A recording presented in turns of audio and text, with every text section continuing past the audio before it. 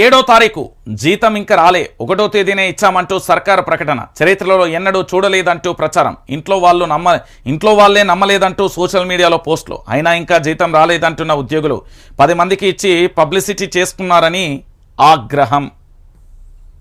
ఇక ప్రభుత్వ ఉద్యోగుల కష్టాలు ఎట్లుంటాయో మీ అందరికీ తెలుసు కదా. అటొచ్చే అధికారి, ఇటొచ్చి ఏ ఆఫీసర్, అటొచ్చే ఆఫీసర్ ఇల్లి తలకాయ నొప్పిలేదు. ఇక వాళ్ళది ఎట్లా అంటే కొంతమందికి సేఫ్ జోన్లో ఉండొచ్చు, కొంతమంది కష్టకాలంలో ఉండొచ్చు. మొత్తానికి అధికారులను మాత్రం గత ప్రభుత్వానికి సంబంధించి కొత్త ప్రభుత్వం ఏర్పడగానే అదే సెక్రటరియట్లో సంబరాలు చేసుకున్నారు అధికారులు. ఈరోజు జీతాలు రాక ఇబ్బంది పడేది కూడా వాళ్ళే. ప్రభుత్వాలు మారినంత మాత్రాన ఏది రాదు అనేది తెలుసుకోలేకపోతారు. ప్రభుత్వాలు మారితే పాలన మారాల్సిన అవసరం ఉంటుంది. ప్రభుత్వం కాదు ఇక్కడ మారాల్సి, పాలనా వ్యవస్థ. పాలనలో మార్పులు వస్తే అప్పుడు ఎవరైనా సంబరంగా ఉంటారు. ఏముంటుంది అందులో? ఇక కాస్ట్లీ గిఫ్ట్. రవాణా శాఖ మంత్రి దగ్గర travels owner car. Orange travels owner కారులో మంత్రి పొన్నం చక్కర్లు. అదే కారులో మేడారం వెళ్లిన సీతక్క పొన్నం. అంత కాస్ట్లీ ఆ కారు మంత్రి ఎందుకు ఇచ్చారు? గిఫ్ట్ ఇచ్చారా, ఫ్రెండ్షిప్లో ఇచ్చారా?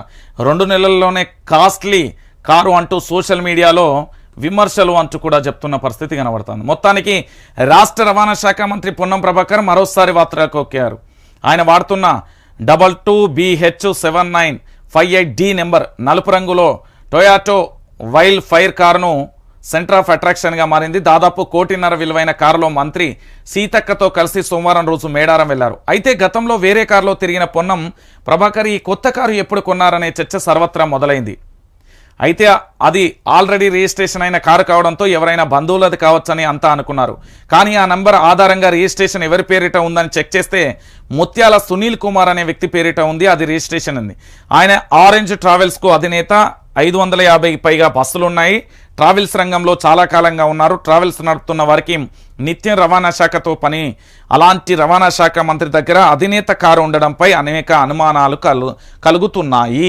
ఎందుకు కలుగుతున్నాయి ఈ అనుమానాలు అంటే, ఒక అధినేత కారు మరి దోస్తానంలో తీసుకున్నారా ఏంది అనేది చూస్తే మరి ఆయన ఎప్పటి నుంచి దోస్తు ఏం కథ అనేది ఇక అన్న పొన్నమననే చెప్పాలి.